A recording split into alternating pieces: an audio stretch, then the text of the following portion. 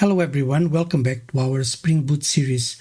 In this video I would like to introduce the queryForMap and another way to use the queryForList and queryForObject, mainly when we are working with scalar values or we just want to extract the column names and their values. We are not only interested in the values but also on the name of the columns, which can be quite useful when you are using AI tools or analytics tools and things like that, or maybe exporting directly to JSON, or maybe you want to create a layer over a repository to return directly what exists in a table without any semantic meaning. We just want to extract the raw values, the raw information from the database. So let's see what we can do with this JDBC template. So the first one is queryForObject with a single value, meaning we just want a specific value. So one column, one row. So we don't need to map, we just need the return data type. In this case, if we want a count asterisk here, like this, so we do an integer class because this integer will be related with the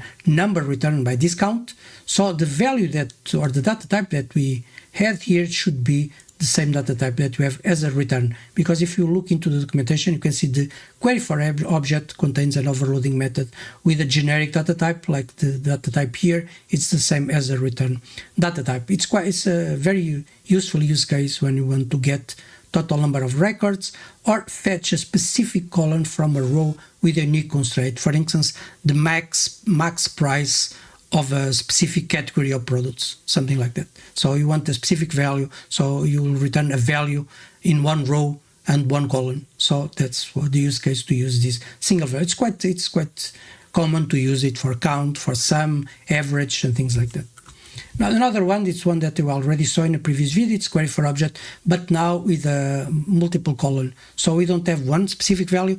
In that case, we should teach queryForObject how to extract those values. So we have here more than one value, so we cannot use just one data type. It will be a complex data type like user. So in this case, the queryForObject from JdbcTemplate return to us a result set, and we can do whatever we want with this result set to extract the columns we want in the order in the order that we decide. So in this case, we are just creating a user here, and it is supposed to exist a constructor with these two parameters, and we inject here the ID and the name. Of course, you don't have to use all the columns that exist here, only the ones that you need to create the user to be returned here. So it's a common use case to get entities directly, details of a product, details of a user, and so on. Now, if you need more than one row to be returned, in this case, you can use queryForList, but sometimes you're just only interested in values. For instance, prices or something like that, or names of people, just to populate a drop-down list or autocomplete suggestions, or retrieve just IDs for later to be used as batch operations to cross with values that are being collected from other systems. In this case, it's very similar to the queryForObject, like this one, where you define here the data type. And here it's the same, you just define here the data type. The only thing that changes is the return, which is list, and of course the name of the method in this case is queryForList and not queryForObject, meaning that I have multiple values, but the data type is string. Sometimes people think that we should put here something, a list of strings, but it's not, because since the return type it's always the same for all the rows, in this case it will be string, so we provide the string, and the name queryForList already creates a list for us and will inject the values in this list. We just need to provide the data type of the values. Another one, this generic one that we already talked about in the past, which is query. It's when you need the multi-function of the JDBC template, so you can return multiple rows with multiple columns. Of course, in this case, we have to teach or map the results again from the query to our object, but it works quite similar to the queryForObject, where we have this map here. So we teach the JDBC template how to create the user. In this case, it's the same concept. We teach the JDBC template how to create this data type, the user, but the list will be provided by default by JDBC template. We don't have to create a list. The list will be created by JDBC template. The JDBC template will interact with all the rows but for each one of the rows, it will provide us the result set, so we have the opportunity to initialize in our own terms the data type that we have here. So use case, fetch full records to display, export, reports, and of course common operations on a service layer of an application. So now a new one that I haven't talked before, which is queryForMap. This is when you just want the raw information.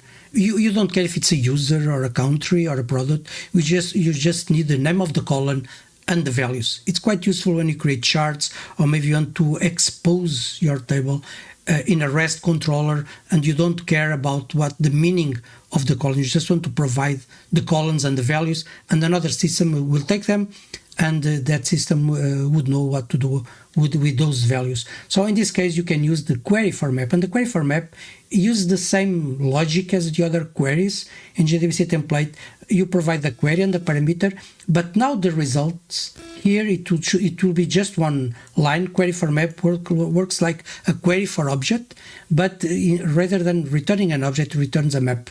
And the map will be, for each key, will be the name of the column, and the object will be the value. That's as raw as possible. It's like we are exposing the result of a query here, and you can put joins or whatever. It doesn't care. It's not important. It's all the columns that will be here will appear as keys on the map, and the respective values as values on the map. It's quite good to get a generic representation of one row. Remember, this is just one row. When you use the map, it's not returning a list. Sometimes people see map and say, okay, so it's multiple rows. No. Each one of the rows of the map will be the name of a column. So if you have two rows, it will be a problem because you have two keys with the same value, the two keys with the same value. So it will be impossible in a map. So it's just for one row, queryForMap. Every time when you have multiple rows, it will be always something like queryForList, and then something change on the parameters. When there is a list here, or you have just a regular query, or if you see queryForm and it's not a list, it's an object or a single value. Maybe it can represent as a map or something like this. queryForObject as a user, but it's always one thing that will be returned. Okay, let's return to our map. So to get a generic representation of one row, or ad hoc queries with a no column types, meaning that we don't care about the types. We will not be doing nothing with these column names and column values semantically. Otherwise, we want to strong type them, but we will be returning these to export some values, provide them to external systems, maybe create dynamic charts and things like that to explore information, provide these pairs of values to an artificial intelligence, LLMS, to do some information on it and try to understand it and maybe provide some insights that we don't understand at first. That's the use case for this queryForMap. If you need more than one row with a queryForMap, it means you need a list. Then again, you should use the queryForList, but now you only provide the query and optionally some parameters if you need. And the return type will be a list of maps. So the map, it will be the same logic. For each row, like this ID name, it will create a map with ID as one key and name as the other. So the second row, it will be another map that will be added to this list. So it's the same use cases as this one, as queryForMap, but now the requirement is that you need multiple rows. So let's see an example, just a summary of what we talk about. So let's say we have a users table like ID, name, email. So there are several ways that you can query this table. You can count users using queryForObject. Again, when you see 4 here, it means that you are targeting one specific row, okay, of the query. Get user by ID, again, get queryForObject. By the RowMapper. The RowMapper, it's necessary because you have multiple columns. In this case, we don't have multiple columns. If you have multiple columns, we have to provide a mapper, so we can create the object and extract each one of the columns. If we want more than one row, it's always queryForList or query. Query, it's more complex than list because query, it's multiple rows with multiple columns, but it doesn't return a map.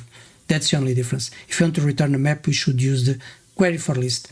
And if you are using a kind of admin panel, probably want a queryForList, but we want to return a map or a list of maps. In this case, if you use queryForList, we'll be returning a list of maps. Otherwise, it will be queryForMap. That's You can use for map or for list depending the number of rows that you need to be returned. So in summary, if you want to keep, you want snapshot, or maybe it's useful for you for later review of this model. So we have queryForObject. When you want a single item, you can have a mapper or not if you have more than one column. We have queryForList. You have multiple rows. Query is just generic one, a list of objects. It's the only thing that you should know about. When you use query, you are targeting a specific object with multiple columns. And you have a queryForMap or queryForList. They can work similar, but queryForMap, it's the same as queryForObject. And but of course, to reply or to respond with a map. And the queryForList, it's the same as the queryForMap, but to map rows. It's quite good for admin dashboards, row data APIs, and other use cases that we talk about. This is what I want to talk about in theory and all the methods that are popular to use using JdbcTemplate. So let's see now in practice how can we apply this in a Spring Boot application. So I created here 3 methods in the users repository, the project that we are using in these videos. But even if you are not following the videos, you can understand because all the examples that I give usually they target the lesson that I'm talking about. So in this case, we have count users. We have this query here, and of course we have our JdbcTemplate queryForObject. Okay, so we are counting the users, so it will return an integer. And you can see that the return integer, and we have here, of course, there will be a translation from this value to this one, but of course you can assign here to an integer value and later do the return, but you can do it in just one line. That's the use of queryForObject. Now here, we count the users by department. It's quite common to use queries with a group by, meaning how many users exist for each department. And in this case, you have this column, department, and this count. So there is no entity in our application to model this kind of return, this complex return, because it's like we have 2 columns, but they don't belong to, it's more reporting columns. It's not an entity, it's not a user, it's not the department information, it's just reporting information. And in this case, it's quite common to use the map, the output map that we talked about earlier as a return type for the JDBC template. So for this case, since we will have multiple departments, multiple rows, we should use the queryForList, and we provide the SQL here. And internally, the department will be a colon, a key here, and of course the name of the department. And the second key will be this string count with the value of the count, meaning the number of users found here. That will be the first row. Then for the second department, another map will be created and added to this list, and this will be done automatically by JdbcTemplate. Now I create what I call a crazy query for educational purpose, so we can see a use case, a simple use case about use of the map, not the list one. So in this case, I'm returning the first user from a department. Imagine that the first users that start to work on that department, and at the same time, I want the number of users that exist in that department. So my query will be just to return the number of the users. You can see here the users with this alias. So we use this like this, and separated by comma with this query, which is a subquery here in the select, which count the users from this department. So this final query will be just the first one here, like this, the first user from a department here by these departments, and from these users where the department is a specific department, meaning that we receive a department, let's say HR, and you'll return, okay, the first user that can start work on the HR was this specific user, and currently the number of users that work in this department are this one. So we have this query to return the number of users that exist in a department, and this query retrieves the user that belongs to that department, the first one, but of course I want everything on the same query, so I can do this queryForMap to return this map. So we'll have here all the columns of the user and an additional column called count users. Here there will be an entry called count users with the name, with the quantity of users in that department that is calculated like this.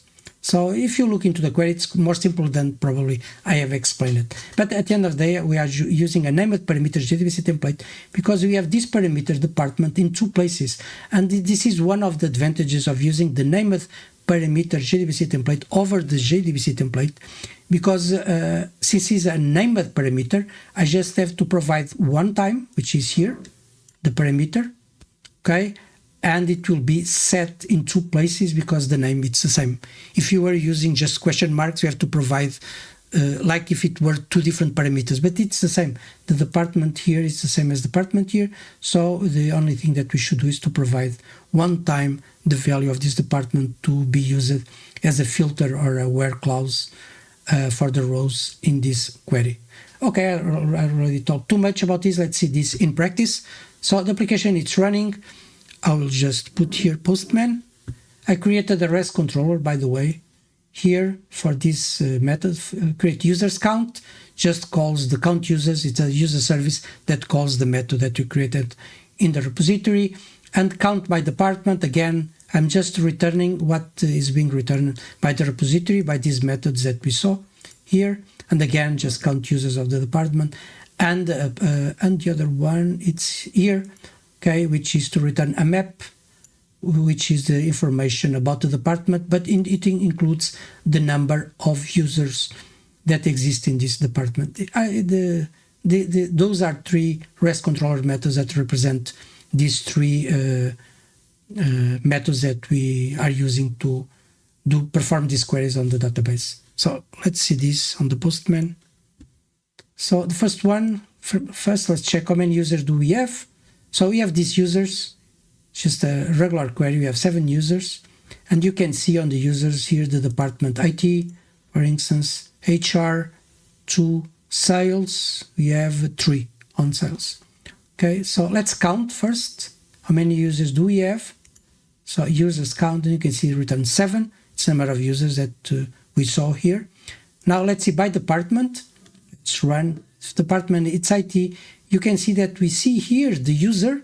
This is that crazy query that I created here with the information of the user with the addition of these count users. Okay, so we can see here that we have the user is the first user that appears on the IT, and then the number of users is 2. If we change this, for instance, to sales, you can see that it's 3, and the user 5 was the first one to start to work on sales on this company. That's one use to use that list of maps that we created. Okay, and now we have this, the other one, which is count users by department. So let's execute, and you can see the HR contains 2 users, the IT 2 users, and department sales 3 users. And these are the queries that we created here with these return values that we are seeing here. And these are the same return values that I've created here, the integer, the list of maps, and the map as is. So we can see how these maps are working.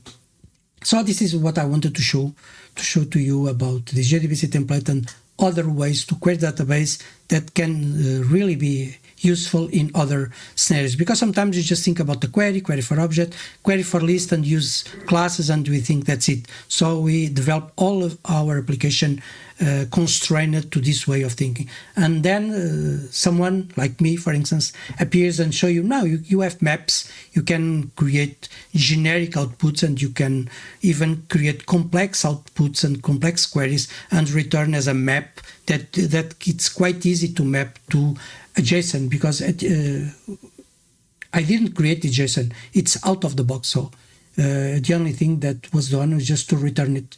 You can see just a map, and the serializer understands how to serialize the maps or list of maps to be JSON compatible. So it can be really quite useful for integration purpose when you have some information that you really want to use in other systems that don't care about our semantic information in our application. So again, thank you for watching. I hope again that this was useful to you.